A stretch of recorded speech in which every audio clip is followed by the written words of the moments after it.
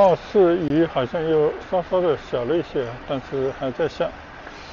那我继续向前骑行吧，因为我今天呢要到海珠广场和我的家人去会合，这边骑过去呢也就是20来分钟而已。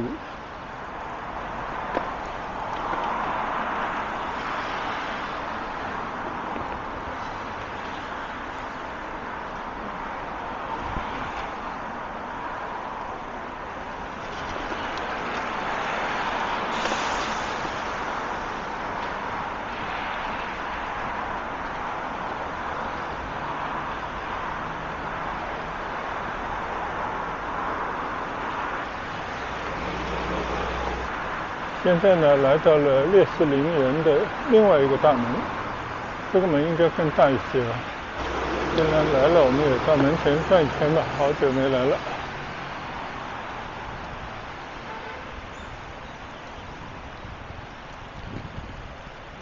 哇，地方没有遮的地方啊，这个雨就明显的就显得很大呀。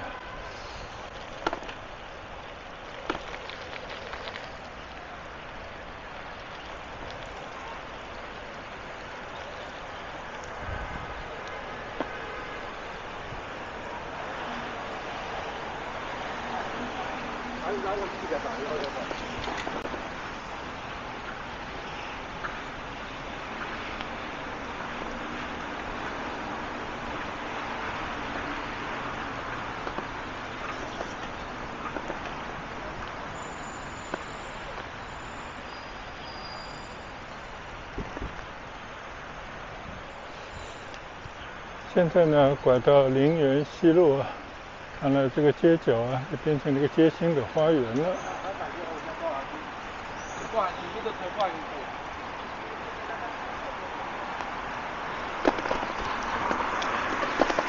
稍稍来这边走一段啊，因为这条街上的红棉树呢是开得最旺的，但现在看来啊，在风雨之下，我们也过了这个季节了，红棉树啊所剩不多了啊。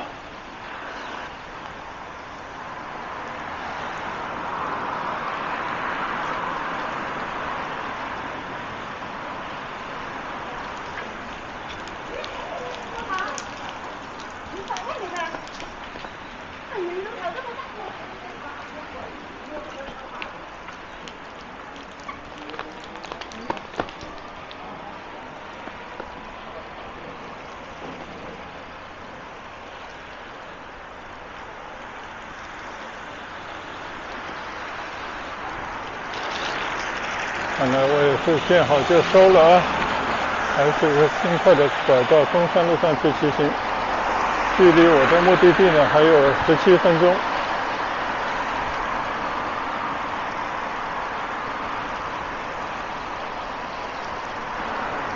虽然被淋了一身雨啊，但是也不能随便就放弃。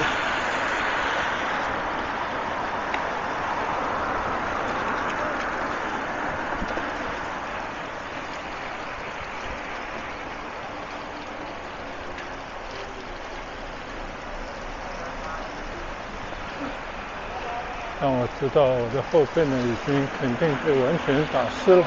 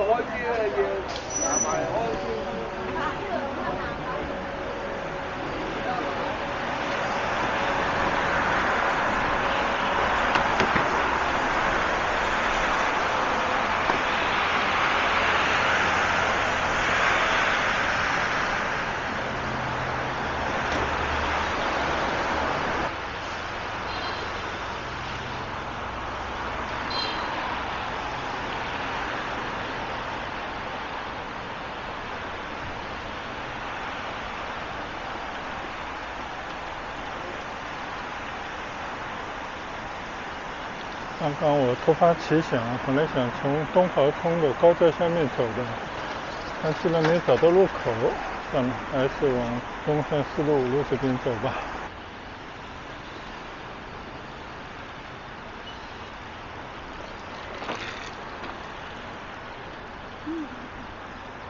现在呢，我骑过越秀北路啊，继续沿着中山4路往前骑。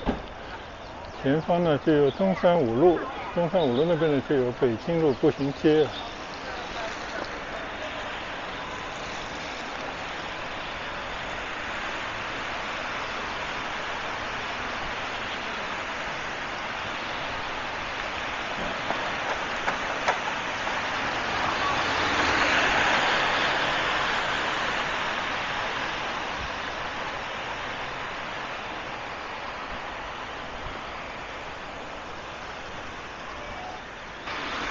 这边呢也有一些古建筑啊，现在叫毛泽东农民运动讲习所，就是共产党人革命当时在这里做宣传的地方。但实际上呢，这里以前的名字叫番禺学宫，因为广州以前呢就是番禺，番禺就是广州。那如果说另外一个名字，大家就会更了解了。番禺学宫呢就是孔庙。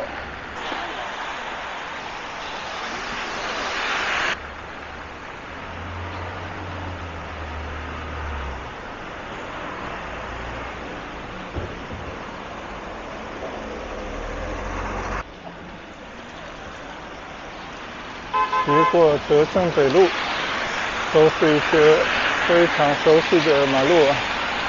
现在继续向北京的方向骑行。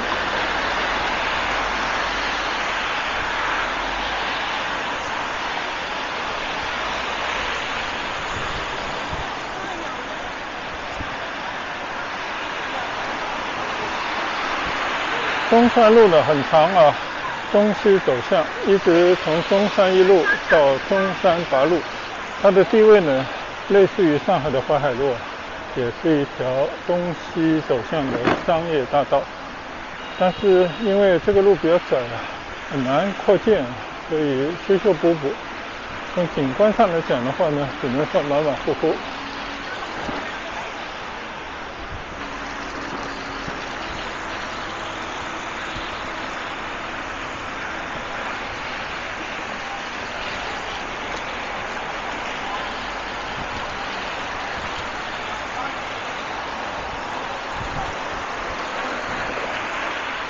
中午呢，好像雨又小了一点啊，所以我必须得保持骑行，以保持身体的热量，否则容易感冒啊。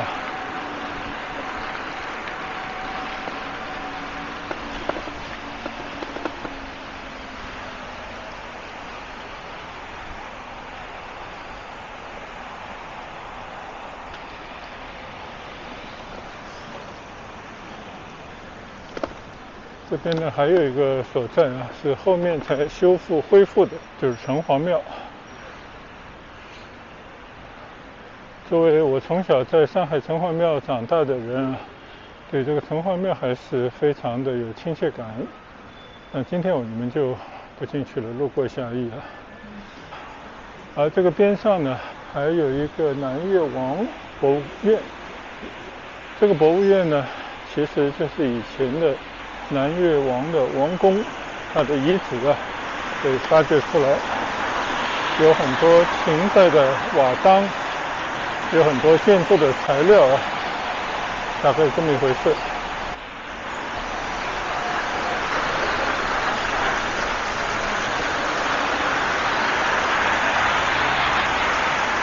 没几步远呢，这边就是北京路步行街了。步行街呢是不能开车的，但我不知道这个单车给不给过呢？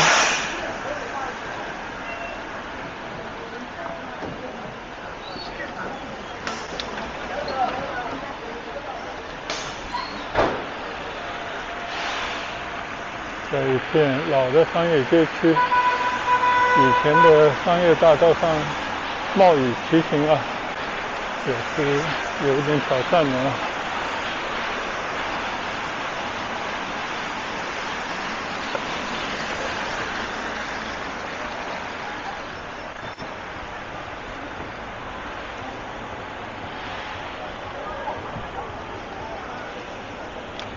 好，现在我要尝试一下走一段北京路啊，不能走就推行一下，因为这是一条近道。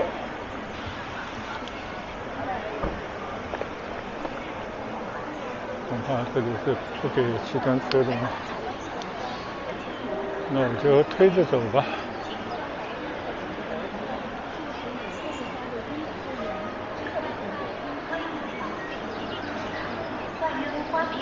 这条街道好久没来了啊，这是广州的1000年以上的一条中轴线，这是以前的一条主街啊，层层叠叠各个朝代的这些路面呢，就是在这条路上不断的叠上去的。现在展示的是广州清代城防示意图，就清代就是这个样子的一个城，靠我这头呢就是珠江了，大概就是这样的一个城。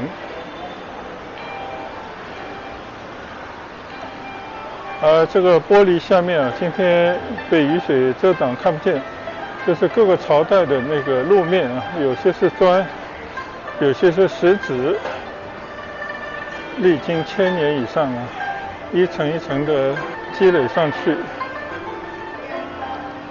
那所以是一条非常有历史的古道遗址。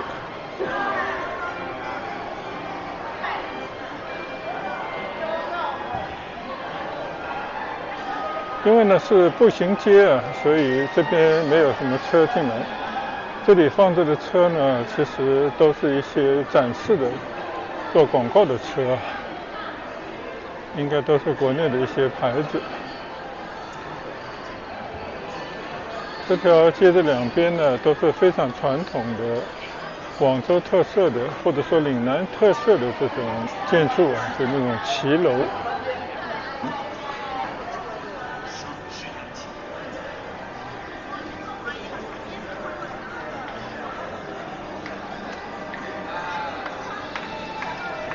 这边有我们以前经常来的广州市青年文化宫，边上呢有新华书店，然后这边呢也有新恢复的一些建筑啊，那比方说这叫越秀书院街。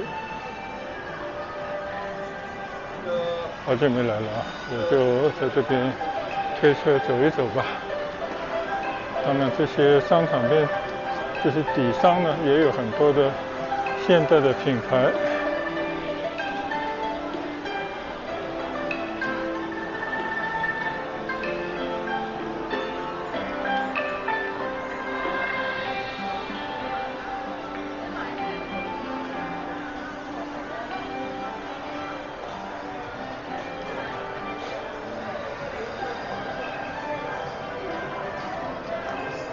看有一位姑娘穿着汉服，打着雨伞，婀娜多姿，还是挺美的。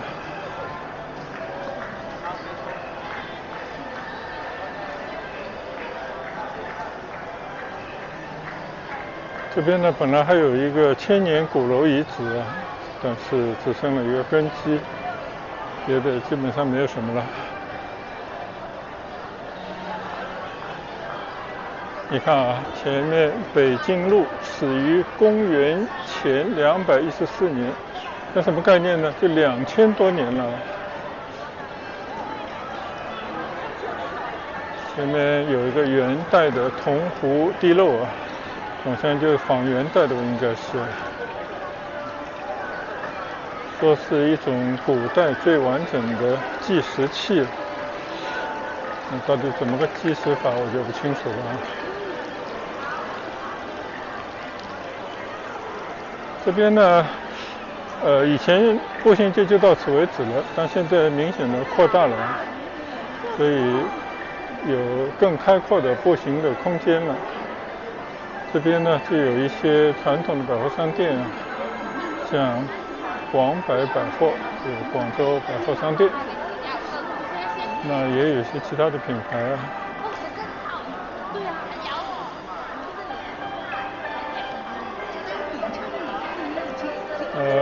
我的左前方呢，就是大佛寺，重新修复的一个大寺庙。这个楼啊，真的很厉害啊！但我觉得更像一个商业广场啊，仿古的一种建筑。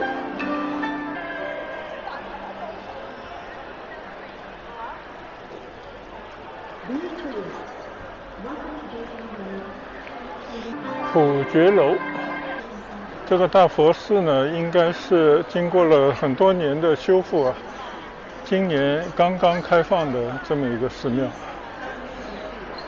我在这边先转一圈啊。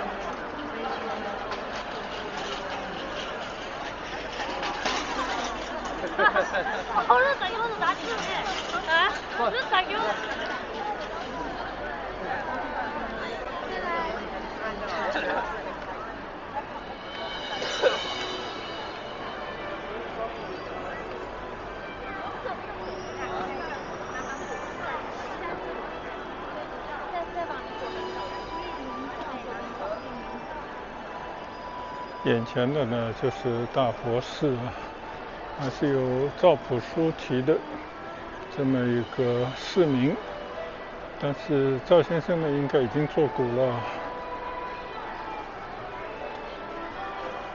但这个寺庙真的跟别的与众不同，它没有院落，进门就是一个寺庙了。当然还是有些香客啊，求神拜佛的人肯定哪里都有。这个大佛寺呢，正对的就是广百广场一个百货大楼，当然也有一些砖雕啊。我们在这边看一看，我的身后呢就是大佛寺，刚刚重建完成、重新开放的一个佛寺。相信呢，在这个里面应该有个院子的啊。你看，这个地方是大佛寺的入口。但是我这个单车就不大方便进去了，等以后有机会再来吧。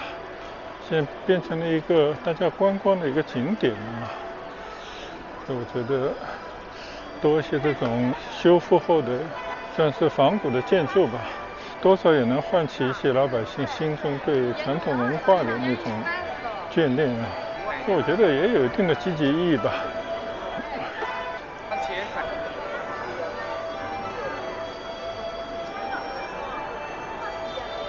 好了，我呢就到这边到此游，看看我要怎么去跟我的家人会合。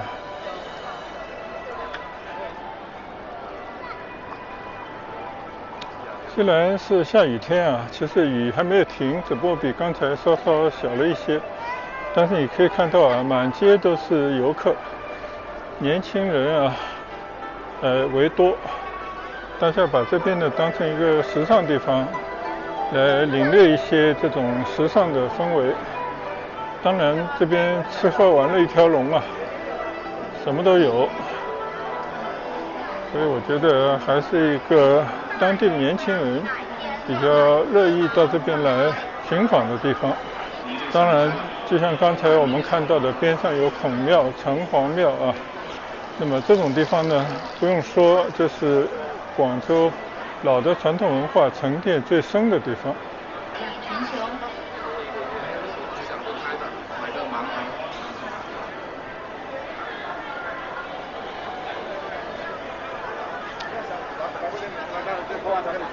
虽然我是推着车进来的，但是呢，并没有遭到这些警察还有维持秩序的人员的阻挡啊，所以还是比较友善的。你只要不骑啊，就得推个车，大家也不说什么。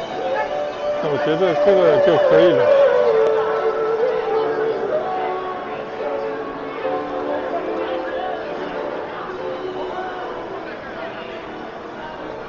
哇，现在国产车啊，不得了啊！到处都是在这边做展示，很多呢都是用电的啊。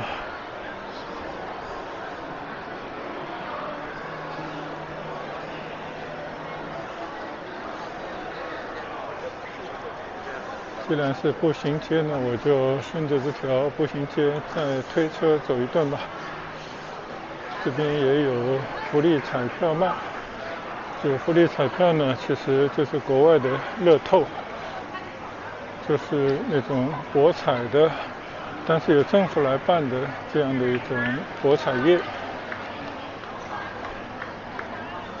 没几步呢，这边是中国体育彩票，跟福利彩票呢，应该都是一回事。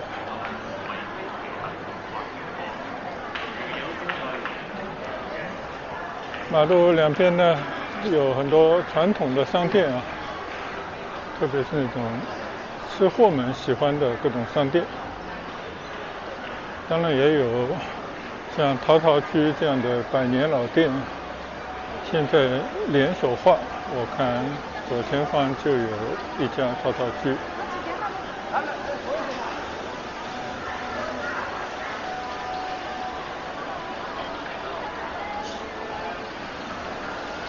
好了，虽然我家人已经联系过几次了，说来接我，因为毕竟下雨了嘛，但是我还是坚持这边骑行到了北京路，并且马上就要走完北京路这条步行街了啊。倒不为了什么，其实我觉得一点小雨也无所谓吧。好了，现在呢，我推车出了这段步行街啊，准备骑行到海珠广场，大概也就10多分钟就到了。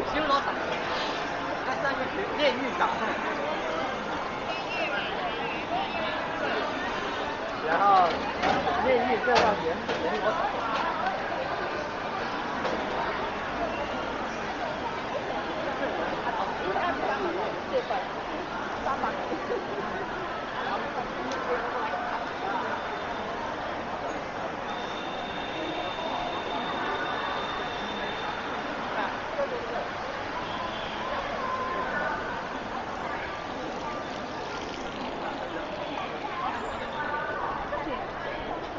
好，现在呢，我从这个北京路的步行街转到这条叫大南路的路上来。这边呢，还是延续着广州老城区那种骑楼啊，还是很有南国风味的街道来骑行。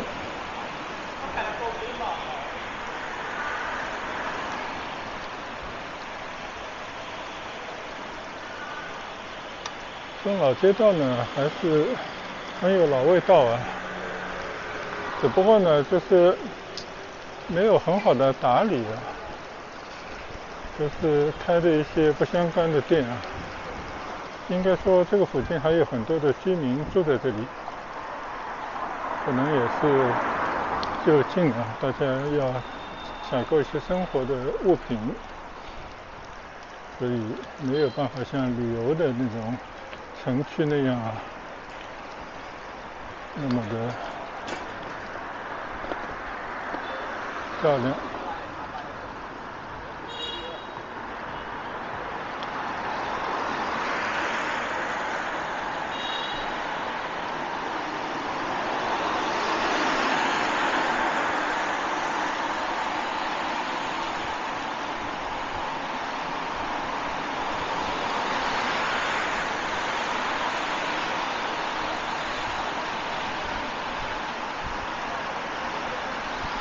今天在雨中巡游骑行，在广州的老街道啊，虽然打湿了衣服，但幸好呢戴着帽子啊，而且这个雨呢时大时小，躲了2次雨啊，就觉得还能接受，就坚持骑行到了这里。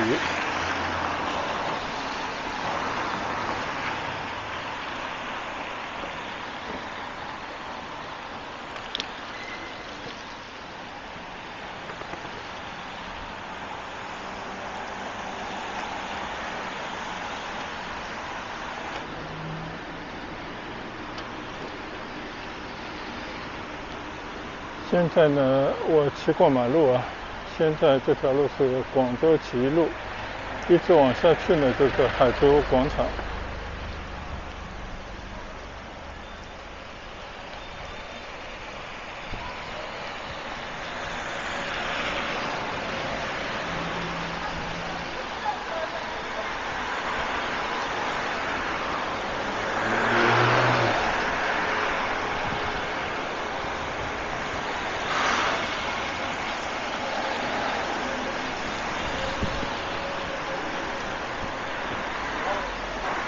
这边呢有一条街道啊，非常有名，就是广州刚刚开放市场经济的起点啊，就叫对面的高地街。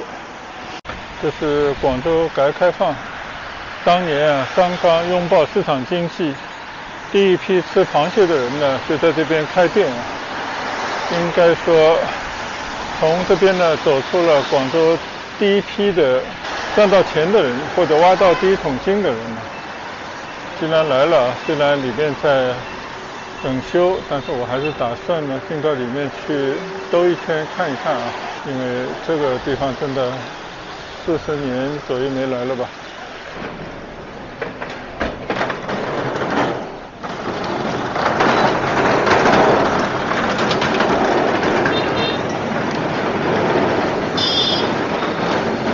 几十年不见的一条老马路，基本上还是维持着一种商业的格局，只不过这些店呢稍稍的都有了装修，但是可以想象做的生意还是同样的生意，只不过呢做老板的已经换了一茬又一茬了。非常吵闹的一条马路但是我觉得已经雄风不在了现在这样的街道太多，也显得太普通了。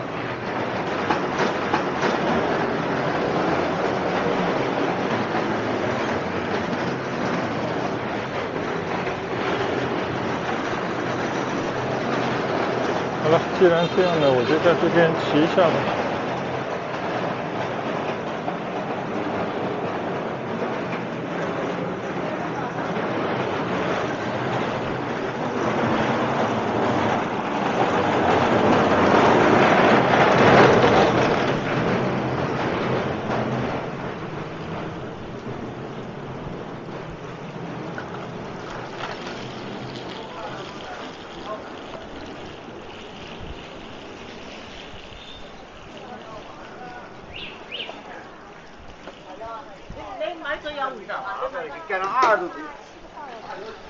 我看到好几个老外不知道是俄罗斯的还是非洲的，看面孔应该就是那种地方来的人，在这边询价做一些批发的买卖。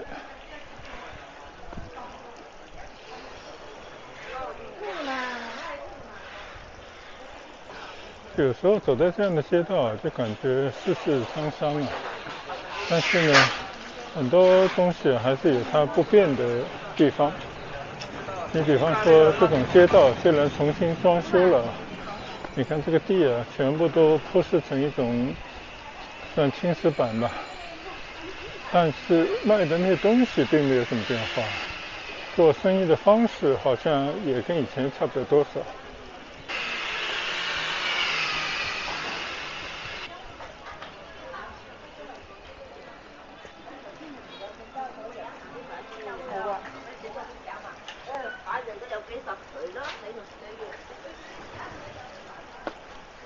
就到这里面来兜个圈，回味一下从前的时光，但是并不值得太多留恋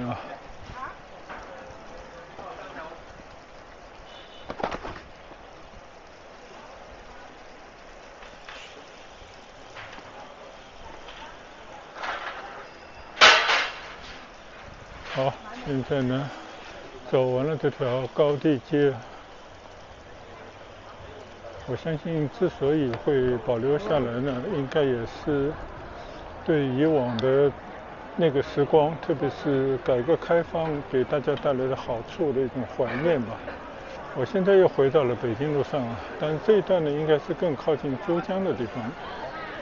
今天呢我就跟我的孩子约在这里，所以我这边呢就结束我今天冒雨的骑行但是还是挺有意思的，这么一段骑行线路